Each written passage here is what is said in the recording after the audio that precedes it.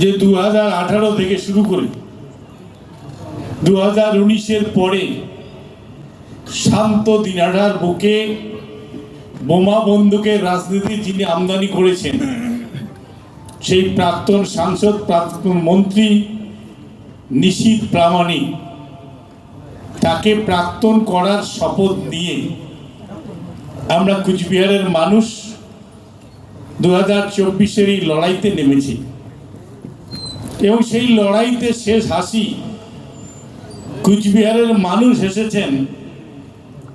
এ জয় আমার জয় নয়, এ জয় কুচবিহারবাসীর জয়, এ জয় কুচবিহারের শান্তিপ্রিয় মানুষের জয়, যারা কুচবিহারের উন্নয়ন, যারা কুচবিহারের শান্তিকে পাথেয় করে, যারা এই 2024-এর নির্বাচনে তৃণমূল কংগ্রেসের বোতামে টিপ দিয়ে তারা তাদের মতাধিকার প্রয়োগ করেছে।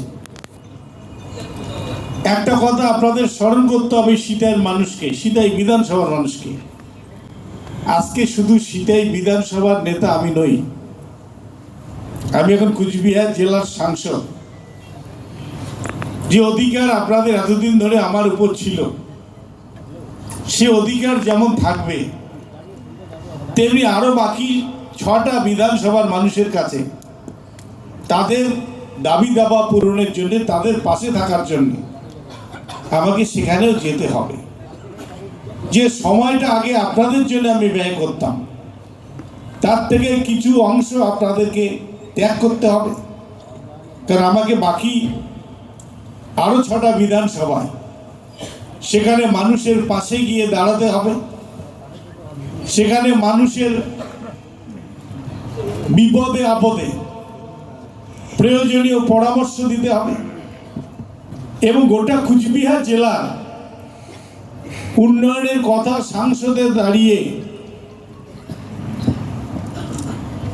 বক্তব্য রাখতে হবে, আদায় করে নিতে হবে যে কুচবিহার প্রান্তিক জেলার 1 নম্বর আসন ভারতবর্ষের পার্লামেন্টে, তার যে চাহিদা, তার যে ডিমান্ড, সেই ডিমান্ড যতটা আমরা আদায় করে নিতে পারি, তার জন্য আমাকে লড়াই করতে হবে।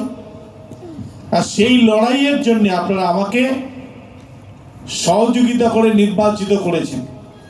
এজন্য আমি আন্তরিকভাবে সিতাই বিধানসভার মানুষ, দিনাটা ব্লক 1-এর মানুষ, এবং আমার সঙ্গে আছে বংশীবদন বর্মন, যিনিও এবার সর্বতভাবে আমাকে এই লড়াইতে সাথ দিয়েছেন। তিনি তার বাড়িতে মিটিং করেছেন, আমি সেখানে গেছি। তিনি রাজবেলার মাঠে মিটিং করেছেন, সেখানেও গেছি। এবং আমরা যারা কুচবিহারের মানুষ, কি রাজবংশী, কি নস্য শেখ, কি ভূমিপুত্র, কি কেএলও কেপিপি, যারা আমরা আমাদের নিজেদের অধিকার রক্ষার জন্য লড়াই করছি, সেই দাবিতে আমরা প্রত্যেকেই আমরা একে অপরের সাথ দেওয়ার চেষ্টা করেছি। এবার যে আমাদের এই কুচবিহারের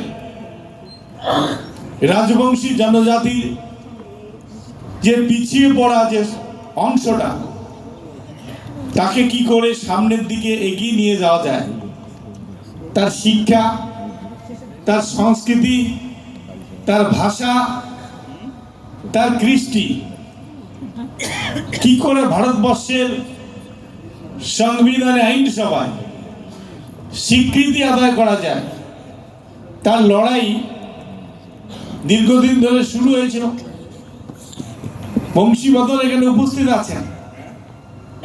আমি সেই বক্তব্যে বলেছিলাম ওদের মিটিংয়ে, এই ভূমিপুত্র এবং নস্য এবং রাজবংশীদের আন্দোলনের সূত্রপাত বাম আমলে হয়েছে এবং সেই সময় দেখেছি সরকারের বিরুদ্ধে কেউ মুখ খুললে তাকে সন্ত্রাসবাদী তকমা দিয়ে, তাকে রাষ্ট্রবিরোধী তকমা দিয়ে, তাকে বিনা বিচারে, বিনা আইনে জেলে বন্দি করে রাখা হতো।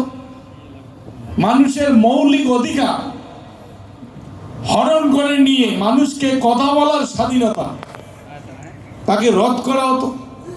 এবং বংশীবদন দীর্ঘদিন ধরে জেল খেটেছেন। আমার গোসানি বাড়ির মহেন্দ্রনাথ বর্মন, তিনি জেলেই মারা গেছেন।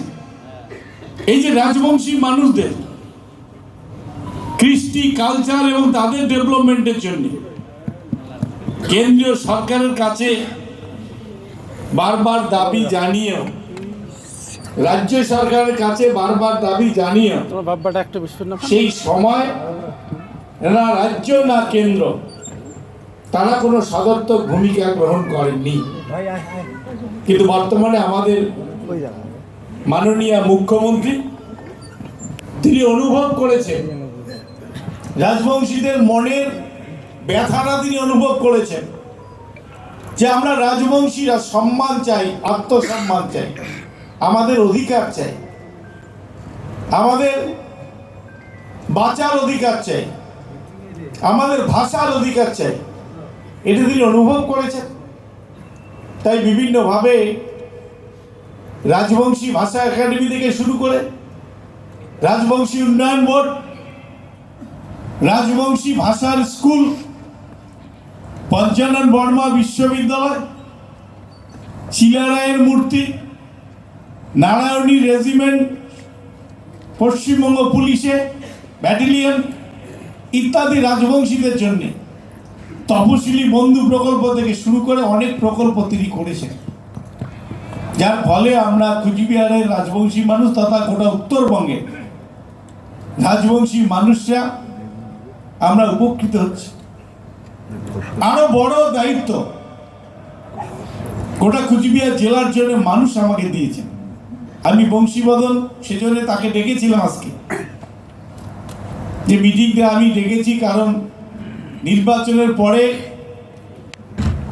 সময় হাতে আছে বলে আমি ডেকেছি। আগামীকালকে আমি কলকাতা যাব, তারপরে আমি প্রত্যেকটা বিধানসভা ধরে ধরে কলকাতা থেকে শপথ নেওয়া, কলকাতা থেকে এসে দিল্লি থেকে শপথ নেওয়ার পরে আমি যেভাবে নির্বাচনী প্রচারে প্রত্যেকটা বিধানসভা ধরে ধরে মানুষের কাছে পৌঁছে গেছি, আমাকে যেন 5 বছর পরে শুনতে না হয় যে ভোট নিয়ে গেছেন আর তো আমার এলাকার আইসেন নেই। কারণ আমি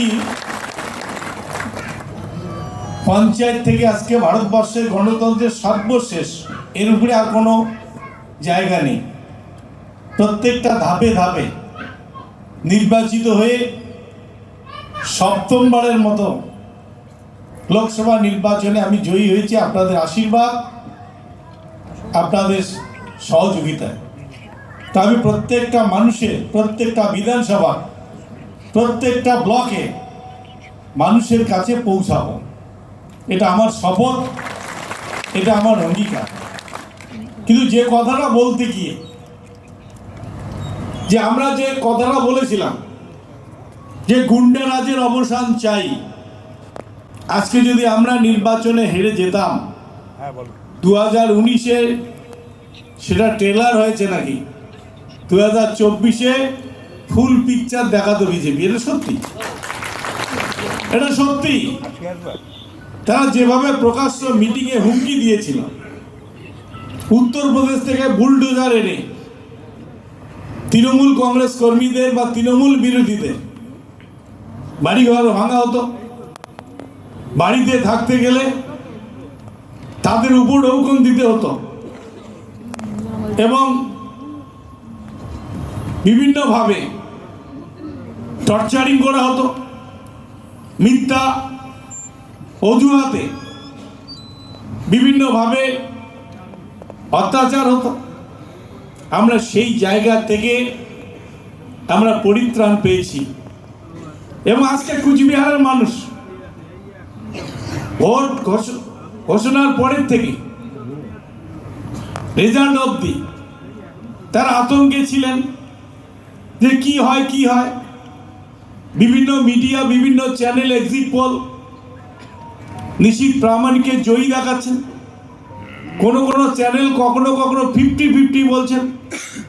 মানুষ আতঙ্কিত যে 4 তারিখের পরে কুচবিহার জেলায় কি অশান্তি হবে তা নিয়ে মানুষ পূর্ব অনুমান করেছিলেন, কিন্তু সব অনুমানে জল ঢেলে আমরা কুচবিহারের শান্তি রক্ষা করেছি এবং সেই শান্তি বজায় রাখার দায়িত্ব সিতাই বিধানসভা সহ গোটা কুচবিহার লোকসভা কেন্দ্রের সমস্ত এলাকার মানুষের কাছে এই আবেদন আমি করছি যে বক্তব্য আমরা জনসভায় মিটিংয়ে রেখেছিলাম, গুন্ডা রাজের অবসান, কুচবিহারের মানুষ সেটা করেছেন, সেই গুন্ডা রাজের পুনরাবৃত্তি যাতে কোথাও না হয়।